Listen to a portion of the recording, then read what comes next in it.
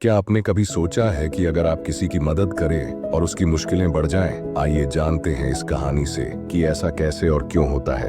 एक गांव में एक बच्चा नीरज अपने दादा के साथ रहता था। नीरज स्वभाव से बहुत अधीर था। वह हर चीज जल्दी हासिल करना चाहता था, चाहे खेल हो, पढ़ाई हो या जीवन में कोई लक्ष्य। एक दिन नीरज ने अपने घर के पास एक तितली का कोकून देखा। वह कोकून धीरे धीरे खुल रहा था और तितली बाहर निकलने की कोशिश कर रही थी। तितली का संघर्ष देखकर नीरज को उस पर दया आ गई। उसने सोचा कि क्यों न तितली की मदद की जाए। नीरज ने अपने छोटे से कैंची से कोकून को थोड़ा और काट दिया ताकि तितली आसानी से बाहर आ सके। तितली बाहर तो आ गई, लेकिन उसके पंख छोटे और कमजोर थे। वह उड़ने की कोशिश कर रही थी, लेकिन बार बार गिर रही थी। नीरज यह देखकर परेशान हो गया और अपने दादा के पास गया। उसने पूरी बात बताई और पूछा, दादाजी, मैंने तो तितली की मदद की थी, फिर भी वह उड़ क्यों नहीं पा रही?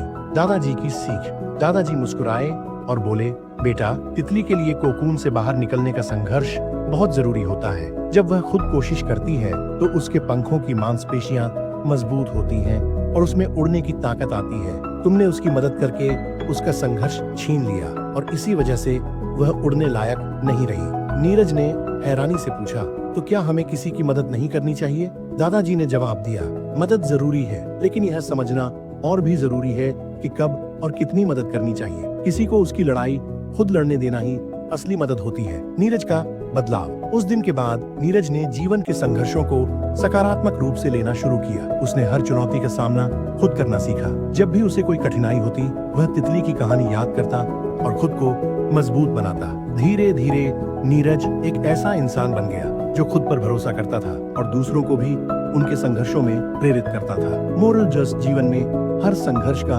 अपना महत्व है। कठिनाइयां हमें मजबूत बनाती हैं और उड़ने की ताकत देती हैं। दूसरों की मदद करने के बजाय उन्हें उनके संघर्षों से सीखने का मौका दें ताकि वे खुद को बेहतर बना सकें। अगर नीरज ने तितली को संघर्ष करने दिया होता तो वो मजबूत बनकर उड़ पाती। ठीक उसी तरह हमें भी अपनी चुनौतियों का सामना खुद करना चाहिए। क्या आपने कभी ऐसी कोई गलती की है? कमेंट में बताइए। और हाँ, अगर यह कहानी पसंद आई हो तो लाइक, शेयर और सब्सक्राइब जरूर करें। धन्यवाद।